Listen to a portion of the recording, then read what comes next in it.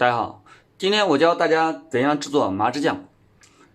家里的麻汁酱昨天吃凉面的时候还剩那么多，不多了，我今天来补充一点。今天我们所用的食材是芝麻，还有这个花生油以及亚麻籽油。为什么要放亚麻籽油呢？因为亚麻籽油是血液的清道夫，它富有丰富的营养物质。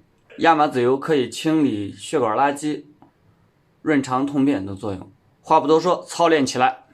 接着我们起锅炒一下芝麻，把芝麻放入锅内，炒至微微发黄就可以。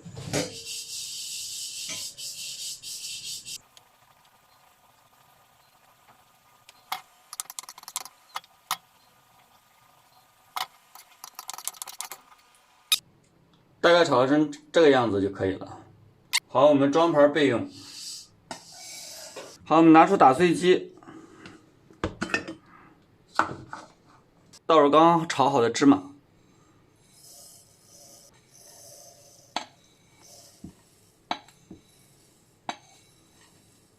倒入我们的亚麻籽油，倒入少量花生油。花生油我们要少量多次的加入。我们盖上盖子。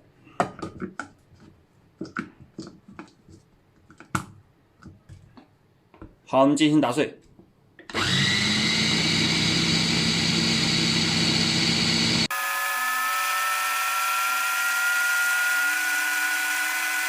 好，经过5分钟的研磨，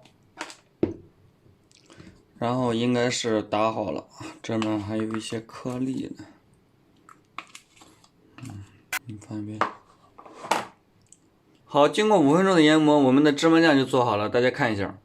虽然是比较粗，但是很健康，非常健康啊！平时在家做凉面的时候，你们可以自己做一点。